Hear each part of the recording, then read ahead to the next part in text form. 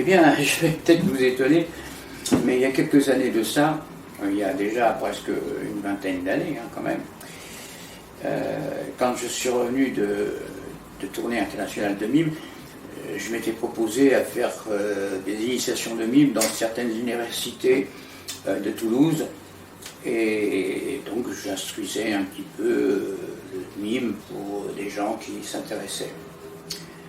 Et donc j'explique que les individus naturellement marchent différemment et surtout ont des fois des cambrures ou des attitudes différentes.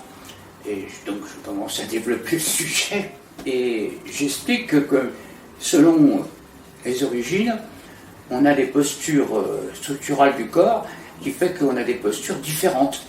Et donc j'explique, me voilà parti dans une grande explication, comme quoi, disons, l'ethnie blanche marchait d'une façon avec une colonne vertébrale assez droite. Par contre, les noirs avaient tendance à avoir une ensilure. Je vais expliquer ça. Je disais donc que la morphologie des gens était selon les races.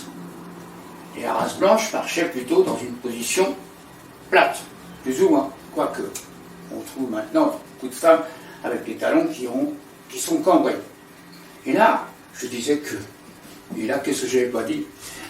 Que les noirs avaient tendance d'avoir le basculement du bassin en arrière, dans cette position-là, un petit peu comme ça.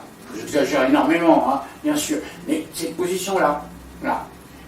Mais qu'est-ce que j'avais pas dit? J'avais parlé de noir, j'avais parlé de blanc, qui avaient des postures structurales du corps différentes. Et alors là, après cette démonstration, eh bien, à la fin du cours, j'ai été appelé par la directrice qui m'a dit que j'avais du racisme, que j'avais parlé de noir, qu'il y avait des postures différentes que des blancs, et qu'il fallait que je donne mes excuses à l'élève en question.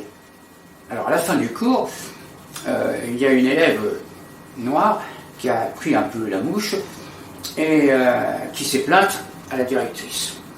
Donc j'étais appelé avec la directrice en disant voilà, elle me dit, vous comprenez, vous avez parlé de racisme, que les gens étaient différents, de la posture structurale du corps, etc.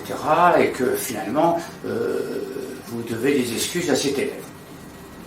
Alors étonné, très étonné d'ailleurs, j'avais failli en rire parce que ça venait, l'ignorance n'a pas de limite. Donc, je dis non, écoutez, j'ai donné une explication, disons, structurale d'un corps, en tenant compte des ethnies différentes, et je vois pas s'il y a de racisme là-dedans, et je n'ai pas à m'excuser.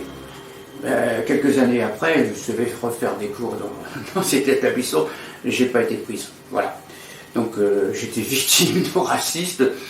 Et puis maintenant, j'en souris parce que, mais déjà il y a 25 ans, eh bien, les enseignants, donc je faisais partie là plus longtemps que mime, eh bien, faisaient très attention à ce qu'ils devaient dire parce que déjà là, on pouvait être considéré comme raciste.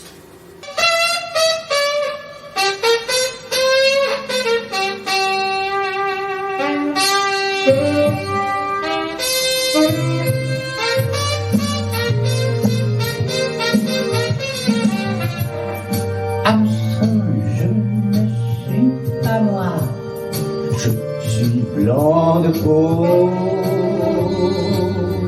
quand on peut chanter l'espoir, quel manque de peau, j'ai beau voir le ciel, l'oiseau, rien de lui là-haut, les anges zéro, moi, blanc de peau.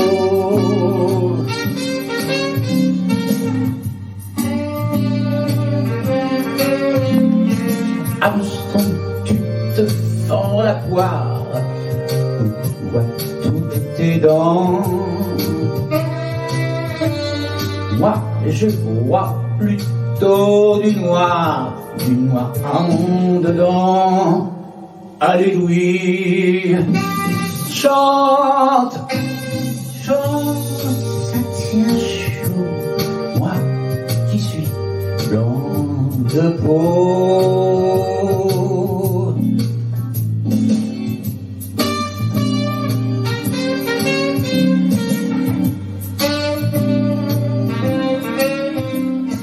Armstrong, la vie, quelle histoire, c'est pas très marrant qu'on l'écrive blanc sur noir, ou bien noir sur blanc, on voit surtout du rouge,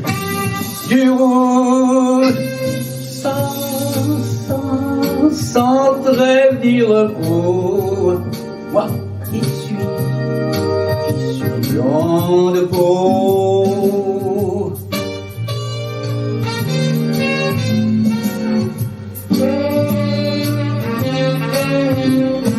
Armstrong, un jour tôt ou tard, on n'est que des os. Est-ce que les tiens seront noirs? Ça serait rigolo. Alléluia, Alléluia, au-delà de nos oripeaux, blanc et noir sont ressemblants comme deux gouttes d'eau.